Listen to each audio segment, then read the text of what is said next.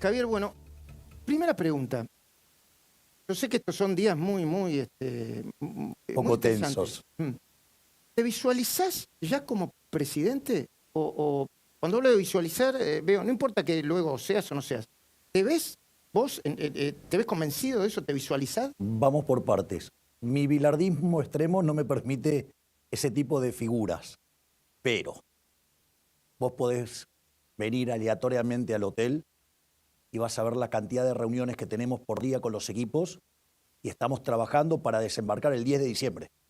O sea, estamos trabajando duro y parejo.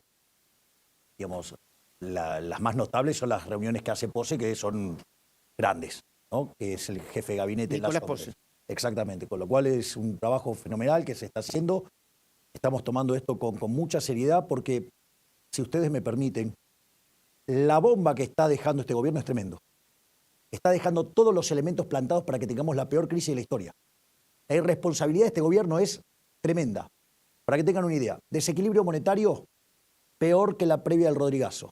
El doble es, para que tengan un orden de Hoy se los magnitud. dijiste eso a los empresarios. Exactamente, hoy lo ¿Qué dije. es para que no entienda la gente el desequilibrio monetario? Es el dinero que sobra en la economía. Suponete lo siguiente, vos tenés déficit fiscal, emitís dinero. Ese dinero la gente no lo quiere. Entonces, lo primero que hace la gente cuando tiene dinero que no le sobra es que se compra dólares. Como pierde reservas el Banco Central, ¿qué te hace? Te pone una restricción para que vos no demandes dólares. O sea, te obliga a tener más pesos que los que querrías tener. Lo voy a dar el número. En la previa al Rodrigazo, la demanda de dinero, lo que la gente quería tener eran 10 puntos del PBI. Y había 15. Ese desequilibrio fue lo que hizo que después la tasa de inflación se multiplicara por 6. Pasó de 30 a 180. Hoy, la demanda de dinero es la deseada, son 5 puntos del PBI. Y tenés 10. Claro. Es decir, con lo cual es el doble. O sea, La relación es exacto, es el doble de la que vos tenías en el Rodrigazo. Quiere decir que en lugar de multiplicar por 6, vas a multiplicar por 12.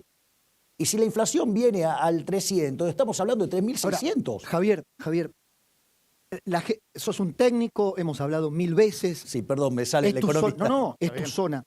¿Qué le decís a la gente que cree que a lo mejor votándote a vos se salva de una catástrofe? Bueno, nosotros estamos trabajando justamente para evitar la catástrofe.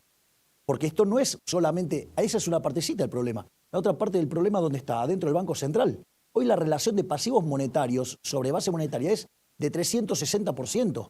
Quiere decir que vos en el lapso de un mes a 3 meses podrías multiplicar la cantidad de dinero por 4. Es un disparate, o sea, sería como más nafta al fuego. Entonces nosotros estamos trabajando en un programa muy fuerte en desarmar el problema de las LELIQs, que de los 15 puntos de déficit fiscal explican 2/3. Y estamos en un programa de ajuste del gasto público para poner en caja el tesoro. Javier, nosotros hablamos varias veces y junto con lo que vos me explicás y me explica Pablo, yo trato de entender. Por primera vez entendí que por más que seas perfecto vos o tu equipo, que creo que se va a ampliar, ¿no? Entiendo yo. Sí, obvio que se va a ampliar, sí. Bueno, Digo, la pregunta es, vas a necesitar... ¿por qué no voy a tomar o considerar los aportes de tipos muy talentosos en Argentina? Bueno, además, algunos de ellos son amigos. Sí, está bien. Eso está perfecto, pero por más que seas, que no te equivoques en nada, cualquier gobierno va a tardar entre 18 y 24 meses en estabilizar la economía, porque ese es el delay que hay entre exacto, es perfecto. Entre que vos frenás la maquinita de hacer dinero y la emisión monetaria que sigue corriendo. Exacto. Y los efectos de si vos rompés hoy la máquina de imprimir billetes, tenés entre 18 y 24 meses de inflación. La convertibilidad fue algo parecido a eso. Solamente se emitía contra demanda de dinero, que a los efectos prácticos vendría a ser casi lo mismo. Y tardó 20 meses la convertibilidad. Entonces, pero hay cosas interesantes, ¿no? Porque cuando asumió Menem, el salario en dólares era de $180, ¿no? Y lo llevó a $1.800. Entonces, lo que quiero decir es... Hoy el salario en dólares promedio es de 2.50. El promedio es 250, el mediano, el más representativo, es 250. $250, y estamos el promedio, en el fondo del mar. Sí, exacto. Y el promedio está en 350. Quiere decir que el salario promedio en la Argentina es 350.000 pesos. Y lo que nosotros decimos es que si logramos una estabilización exitosa, iríamos a un equivalente, a lo largo de 4 años, a 1.800.000. ¿Qué le decís? $1.800. Sí, exacto. ¿Qué le decís, Javier, a la gente que ha entrado en duda víctima de la campaña del miedo? Mirá, vos no podés alcanzar la gloria si tenés miedo. Mirá, a ver, es muy lindo el último penal que patea el jugador argentino. Montiel. Fabuloso. Montiel. Pero te tuviste que arriesgar, hay que ir y patearlo. ¿Cómo? Es más, así como cuento la parte buena, cuento la parte mala también, pero para ver cuál es el concepto. Me acuerdo que en una definición por penales en la que gana Boca, Bataglia había errado el penal. Entonces va un periodista y le dice, ¿cómo se siente? Bien, salimos campeones. Me dice, no, pero erraste el penal. Bueno, los penales lo erran los que patean. Entonces, vos si querés la gloria tenés que tomar el riesgo. Entonces, ahora, la pregunta es, relación renta-riesgo. Yo hago una pregunta. De ser el país más rico del mundo somos 130. Tenemos 45% de pobres, 10% de indigentes. Tenemos la tasa de inflación viajando al 300% y podemos ir a una situación catastrófica si nos revienta el sobrante monetario y el balance del Banco Central. Con este gobierno y este ministro de Economía que es candidato. Exactamente. Es más, le voy a pasar algunos datos para que vean lo tenebroso de esto. El vencimiento de deuda en pesos para el año que viene es equivalente a 90.000 millones de dólares.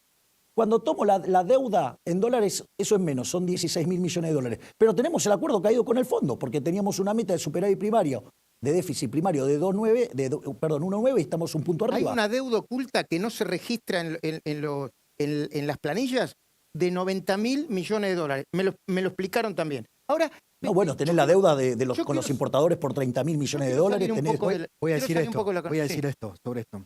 Hoy un importante hombre de la industria automotriz me dijo, tenemos autos, tenemos la fábrica abierta para trabajar hasta la semana que viene.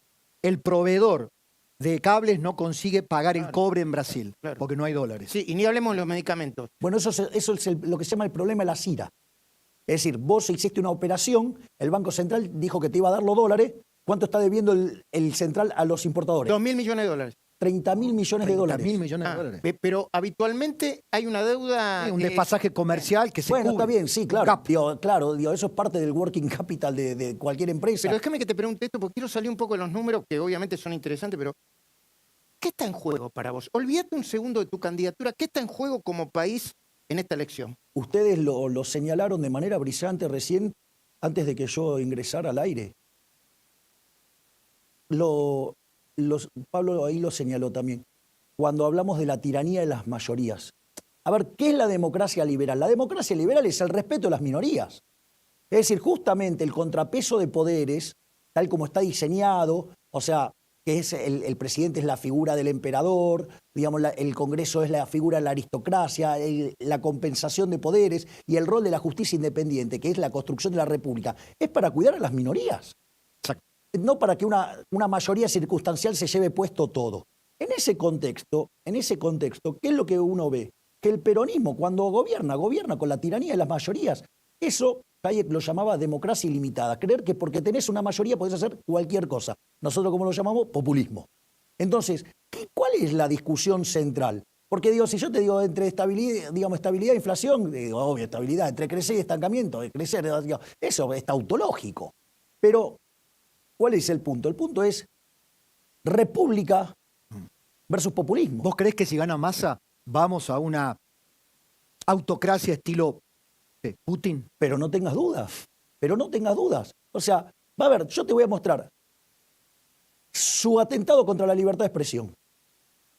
No solo, digamos, donde tiene injerencia, digamos, hace echar gente.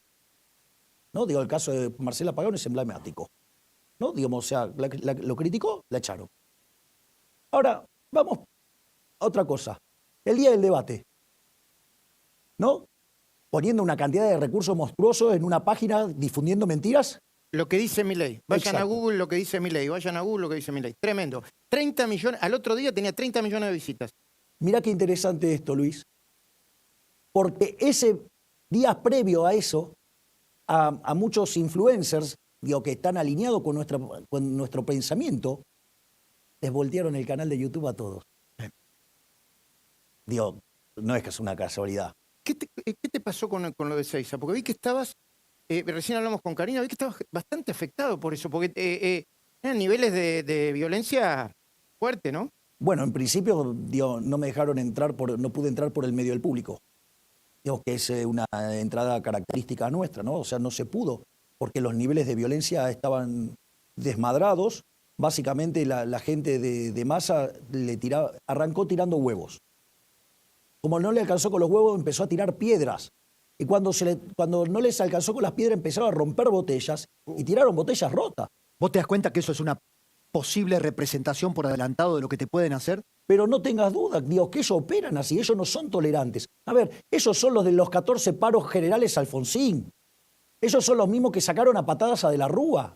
Ellos son los mismos que en la tiranía de la mayoría se quisieron llevar al puesto al campo con la 125. Son los mismos que continuamente atacan y persiguen a opositores. Ustedes lo saben. Ustedes saben lo que es. Yo no les voy a explicar a Luis lo que es estar siendo perseguido. Vos también tenés tus galones ganados también. Entonces, ¿me comprendés? O sea, esta red de espionaje persiguiendo periodistas, a jueces, a opositores, pero eso es lo que te está trayendo. Fíjate esto, la violencia de Massa en el debate, cuando agarra y empieza a tirarme carpetazos. Pero carpetazos que no tienen nada que ver con la realidad tampoco, ¿no? Espera ahí, porque hubo una diferencia, una disonancia entre lo que vieron algunos medios o cómo titularon y lo que apareció en las encuestas. ¿Vos qué crees? ¿En el resultado del debate? Sí, ¿vos qué crees que le pasó a Massa de cara a la gente en el debate y qué te pasó a vos? Mira, una vez que bajó la espuma. A ver, lo que pasa es que uno tiene que entender qué es lo que va a buscar en un debate. Esto estuvo claro. Vos fuiste a buscar un objetivo, se lo explicaste muy bien a Feynman, a otros periodistas, y lo lograste que ellos querían sacar. Él quería sacarte. Eso no lo logró. Bueno, pero eso no es trivial, porque toda esta semana la tenían diseñada en una campaña en la cual me mostraban inestable emocionalmente. O sea, y llegaron a niveles bizarros de buscar la provocación. Digo, eso por un lado. Pero acá lo interesante es que, ¿qué es lo que pasa? No sé, perdón, voy a citar un canal colega, TN, hace una encuesta, votan más de 800.000 personas con un QR, con lo cual no podés falsearla. Y la encuesta da creo que 85-15, en La Nación también de un número en esa línea. Entonces, hay una percepción de cómo se interpreta desde los medios el género debate, como género televisivo. Que ya pasó la historia. Ya pasó la historia. Aznar, lo hemos Sí. citado, Aznar versus Felipe González, donde parecía y los medios titularon que Felipe González le había ganado, ganó Aznar clásico. Hay otras categorías. Ahora, Sí. quiero ¿Puedo hacer una sí, nota? cómo no. Por Perdóname, favor. Luis, que te interrumpa. No, dale. Pero una nota de color. A ver, si vos hoy lo que identifica a los argentinos es un profundo sentimiento antipolítica, y vos ponés de un lado un político perfecto, ya está, perdiste. Profesional, claro. Perdiste antes de Y salir. el otro, ahora, yo quiero hablar de eso, porque eso tiene una lectura. Y la otra lectura es, ya sabemos lo que son, sabemos lo que vienen haciendo de 2003, variantes, etcétera, etcétera. Ya sabemos quién está detrás. Yo lo digo acá porque lo hemos dicho siempre, no somos coherentes en esto. Massa no está solo, detrás de Massa hay un montón de gente, de Cristina. Yo pienso que Cristina no podría haber ungido a Massa sin un acuerdo previo que incluyera los mismos acuerdos que hizo Unión por la Patria o el Frente de Todos por la Patria, que había loteo, etcétera. Ahora, ¿qué hay detrás de Milei? Hay también, aunque no es una alianza consolidada porque de alguna manera se planteó de apuro con el balotaje, un equipo que quizá pueda, la sugerencia de Macri y de otros dirigentes de PRO de Juntos por el Cambio puedan estar integrándolo el día de mañana, sin hacer nombre, ¿no? Porque no. A ver, nosotros tenemos una posición abierta y estamos dispuestos a convocar a las personas más talentosas del lado bueno de la vida, desde nuestra perspectiva, ¿no? ¿Solo del PRO? Digo, donde hay gente talentosa, nosotros no tenemos problema en reclutarla. Bien. Es decir, ahora, también es cierto que dentro del PRO hay colegas, algunos son amigos. La pregunta es, ¿por qué no los puedo convocar? No, a esa pregunta se podría plantear otra pregunta. Si la gente a la que vos respetás y no está de acuerdo con los principios que vos tenés de la economía, y vos, en el ejercicio de la presidencia, estás convencido de que no se pueden aplicar en 5 minutos ni la baja de subsidio, ni la dolarización, ni el cierre inmediato del Banco Central, ¿estás dispuesto a escuchar en una mesa que quizá se pueda ir, no por otro camino, o se pueda llegar al mismo camino, pero con otras herramientas? Mira, hay un conjunto de objetivos que no son negociable. Pero, cuando vos sumás gente inteligente, aparecen caminos más eficientes también. Entonces, nosotros estamos a ese diálogo, estamos abiertos, porque vos fijate, yo tenía un modelo de dolarización, apareció Emilio, hizo uno mejor, vamos con Emilio. Te iba a preguntar si te sentías un dogmático o un pragmático. Bilardista, perdón. Esa es la respuesta. Esa es la respuesta. Mirá, ¿sabes lo que pasa? Mira, yo esto lo aprendí de escucharlo a De Pablo. Y hoy en algún momento en el CICIP lo dije. ¿Sabes lo que pasa? Que viene un economista, agarra y se equivocó. ¿Me entendés? Viene mañana y escribe otro paper y explica cómo se equivocó. Sí. Ahora, si vos te equivocás en la vida real, yo le voy a estar arruinando la vida a 47 millones de personas. Bien. Entonces, no hay lugar para el dogmatismo. Bien. O sea, hay un problema, se lo resuelve. Se busca la mejor manera. Ahora, la mejor manera que vos tenés para resolver el problema es con gente que sabe pensar. Digo, porque si no, me vienen las bestias que rompen todo. Te voy a hacer una pregunta. Los empresarios hoy, ¿qué sentiste en los empresarios las preguntas que te hacían? Porque hay muchos que a Massa lo conocen todos. Todos, algunos. De hecho, lo conocen mucho más que a mí. Massa dice que no tiene amigos y tiene más amigos que Roberto Carlos entre los empresarios. Ahora, a vos te semblantean. ¿Qué le producís a los empresarios que tuvieron hoy? ¿Temor, expectativa, ansiedad? Depende del ¿Confianza? Depende del tipo de empresario. A ver. Porque ahí, si vos, a ver, lo vamos a poner negro sobre blanco. Si vos haces negocios con el Estado, y a mí no me querés ver ni figurín. No sé, si vos te dedicás a la construcción de obra pública, aparezco yo, digamos, o sea, y me detestás y vas a hablar peste de mí, y todo lo que yo diga te va a parecer horrible. ¿Eso le está pasando a Urnequian?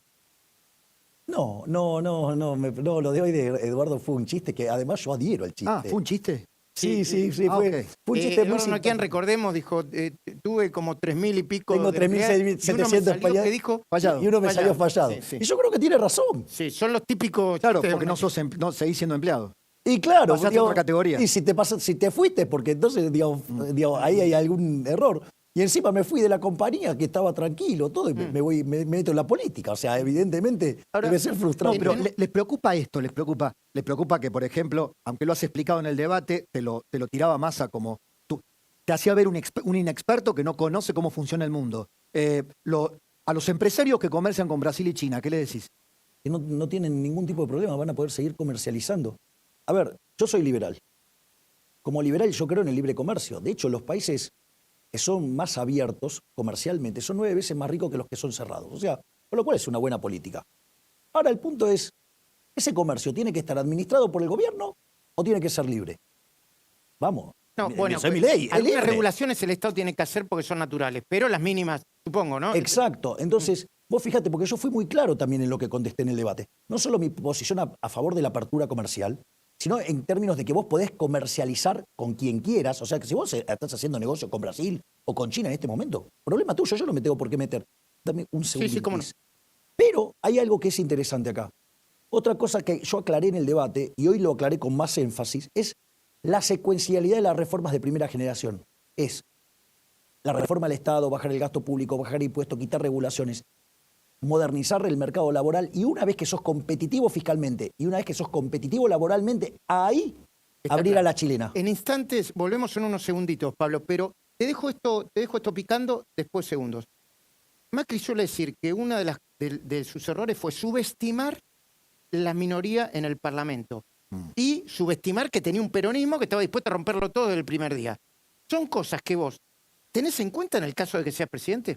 Ya lo contestás. Si necesitas efectivo, tengo la solución. Acércate a Cabildo 2114, donde podrás vender oro, alhajas, brillantes, relojes importantes a precio internacional. Como dice Chiche, es el lugar donde respetan el valor de tus afectos. Cabildo 2114. Si tiene que vender oro, alhajas antiguas o relojes importantes, en Cabildo 2114, además de la mejor cotización, siempre respetamos el valor de sus afectos. Los esperamos. Consúltenos por WhatsApp al 15 62 63 5877. Cabildo 2114, casi juramento. La pregunta está formulada, Javier. La pregunta está formulada.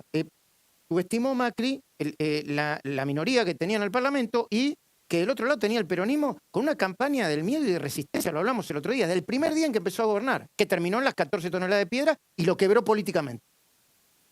Voy a ser autorreferencial con la respuesta.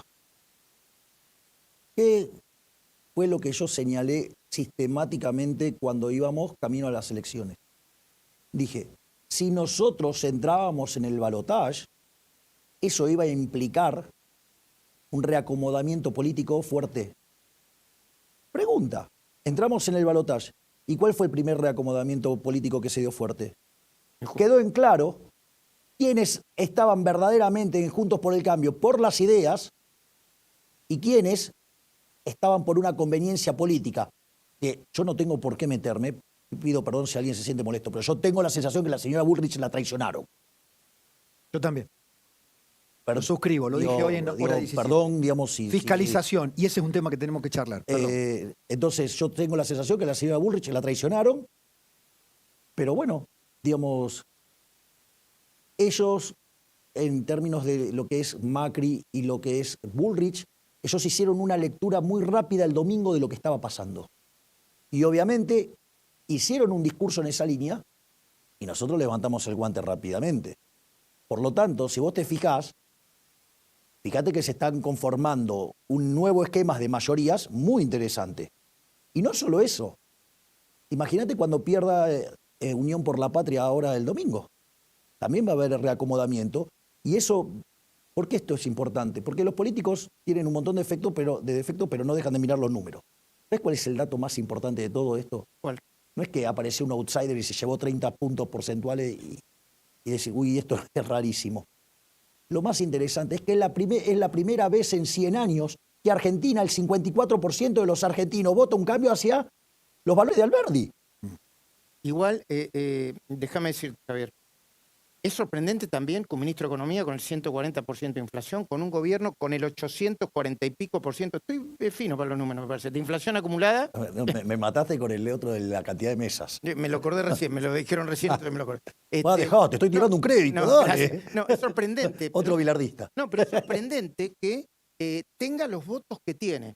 Y hago esta aclaración. Nosotros, muchos de los que estamos acá, como Pablo, como Juan Cruz Ávila, conocemos cómo funciona la política desde hace muchos años.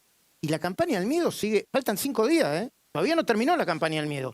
Y dentro del sistema político se da como natural que si ustedes no fiscalizan como corresponde, esos 3, 4 puntos que eventualmente pueden tener, se pueden convertir en perder por un voto y 4 o 5 telegramas por abajo. ¿Lo tienen claro eso? Por eso estamos trabajando tan fuertemente en la fiscalización. Pero hay muchas cosas muy valiosas en lo que acabas de decir, Luis. Una es el valor de manejar las palancas del Estado. Es decir, Massa está dejando un déficit inercial de primario de 3 puntos del PBI. Es decir, el plan Platita se patinó 2 puntos del PBI. Es decir, no es un chiste eso. O sea, y él lo jugó en la elección y te lo juega 5 minutos antes. Hay que tener claro estas cosas. ¿Por qué? ¿Qué tiene que ver eso? Porque fíjate esto, si vienen y te regalan plata, que la terminaron de imprimir en la Casa de la Moneda por orden del Banco Central, que a su vez está financiando al fisco.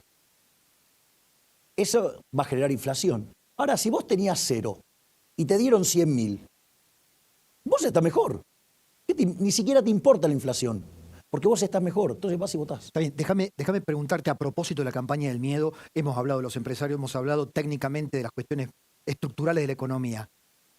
A esos miles o millones que te votaron, que votaban al peronismo, que están en el conurbano, que el peronismo va a tratar de arrearlos esta vez con el aparato, porque le lograron penetrar con miedo, el miedo a Milei, de que le saque los subsidios, de que le saque la escuela pública, de que no tengan para atenderse en el hospital. ¿Qué le decís? Bueno, mirando a la cámara, ¿qué le decís a esa gente? Que ese miedo no tiene sentido. No tiene sentido. Es decir, porque la clave del miedo es que el miedo paraliza, y si la gente se paraliza, gana el status quo, ganan los delincuentes. Esa es la clave. Y una de las cosas que yo hice en el debate, me encargué, si ustedes se fijan, de desarticular cada una de las operaciones que me hicieron en términos de campaña de miedo. Pero lo que tienen no lo van a perder. No van a perder ni la insulina, ni la... Porque yo he escuchado... A ver, pero este gobierno dice que yo le voy a sacar los insumos a los hospitales, y hoy no se los dan ellos los insumos. Dice que, no sé, a ver, ¿cuál es el problema? No, que se le va a caer el techo de las escuelas. Si hoy se le cae el techo de las escuelas, si hoy, digamos, o sea, el 16% de los chicos solamente termina el secundario, el 30% no lo termina, en los chicos de 10 años, o sea, la mitad no puede leer un texto, el 70% no resuelve un problema de matemática. Es decir, este es el desastre, 45% de pobres, 10% de indigentes, al borde de una crisis fenomenal. Digo, ¿terror a qué? Digo, ¿terror a qué? ¿Puedo pedir algo, Javier? Sí. Mirando a esa cámara, hablarle a esa persona que tiene dolor, que tiene miedo, que la pasa mal, que se animó a votarte en alguna de las instancias. Que el miedo no le gane a la esperanza. Nosotros somos la esperanza de un país mejor. Nosotros proponemos abrazar las ideas de la libertad. Donde se aplica el modelo que nosotros proponemos, la gente es 8 veces más rica. El decil más bajo de la distribución está 11 veces mejor. Hay 25 veces menos de pobre en el formato estándar, 50 veces menos en el formato extremo. La gente vive un 20% más. Es decir, es todo ganancia. Y si quieren replicarlo con un caso no tan abrupto como el que propongo yo, que es el de la convertibilidad, cuando Alfonsín dejó los salarios estaban en $180 y pasaron a 1.800, se multiplicaron por 10. Vamos, es todo ganancia. Pero ¿cuál es el problema? Sí. El problema es la casta. Los socios, es más y su socio el problema. El tema es que vos sos consciente de que hay capas de cebolla de populismo acumuladas, 20 años de populismo, 3, 4 generaciones. Ideológica, cultural, que esos modelos, por falta de educación, no los tienen tan visibles. Con lo cual, y esto te lo estoy planteando, si sos presidente, vas a tener un desafío enorme, como los de la generación del 80, para mostrarle a dónde estaba el norte. A ver, lo voy a poner en otros términos. Lo voy a poner en unos bien de cosas muy tangibles, sí, y otras en términos de países. Si yo voy a una solución que es la lucha abierta y frontal contra la inflación, y que el método que yo propongo está probado, o sea que funciona. ¿Qué quiere decir esto? Que, por ejemplo, vas a tener crédito hipotecario y te vas a poder comprar una casa. Ahí va. Que vas a tener, por ejemplo, créditos prendarios y te vas a poder comprar un auto. A Pluto y a Mickey Mouse no los vas a tener que mirar por televisión en Disney Channel. Los vas a ir a poder ver en Orlando. En un tiempo. No mañana ni pasado. Está claro eso, ¿no? No, bueno, porque tarda 1 año y medio la estabilización. No es, entre 18 meses 18 y 24 meses. Claro, no es instantáneo. Pero lo que digo es, sí se puede hacer. No es que no se puede hacer, ya lo hicimos. Entonces, es más, yo les hago una pregunta. ¿Ustedes creen que fue fácil para Urquiza? No. Después de derrotar al tirano Rosas en Caseros, ¿qué hizo? Digo, hay que revalidar la figura de Urquiza. Por eso, digo, para nosotros fue tan importante cuando fuimos ahí a Palomar y a hacer ¿no? Que es donde fue la batalla de Caseros. ¿Por qué es importante? Porque el tipo tenía todo el poder. Y sin embargo, ¿qué hizo? Tomó la Constitución de Alberdi. Y como veía que no podía integrar Buenos Aires, por más que le ganó a Mitre, de ida y de vuelta, simularon que perdió para que de esa manera se integrara a Buenos Aires. En 1860 nace Argentina, que es cuando se integra a Buenos Aires. En 35 años de ser un país de bárbaros, nos convertimos en la primera potencia mundial. Javier, tenemos que ir a una breve pausa y volver.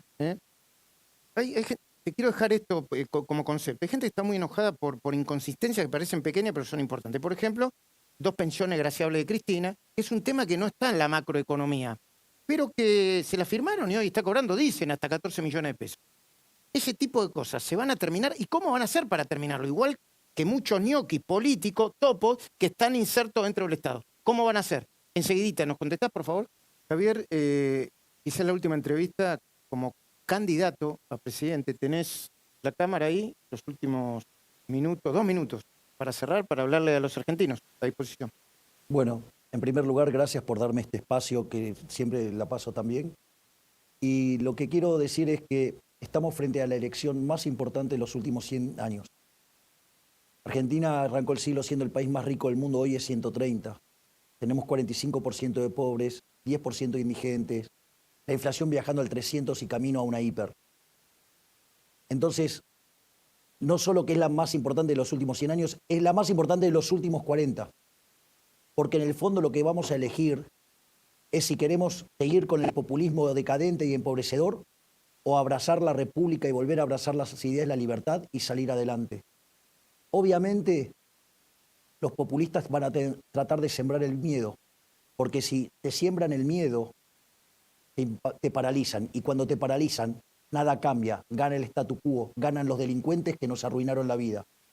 Por lo tanto, yo lo que les pido es que logren vencer el miedo, porque la esperanza le gana el miedo. Y la esperanza de un país mejor existe. Existe porque donde se aplican estas ideas siempre triunfan. Porque no es que hay solo mayor bienestar, sino que además la libertad permite tener un horizonte de creatividad y vida muchísimo mejor. Entonces, volvamos a abrazar las ideas de la libertad, porque Argentina tiene un mejor futuro posible, pero ese futuro solamente es posible si ese futuro es liberal. Muchísimas gracias, Javier. Gracias, Javier. Gracias a ustedes. Esperemos que vuelvas como candidato o jefe de la oposición o como presidente. Que voy a volver, no tenga dudas, no se van a liberar de mí. Bueno, muchísimas gracias.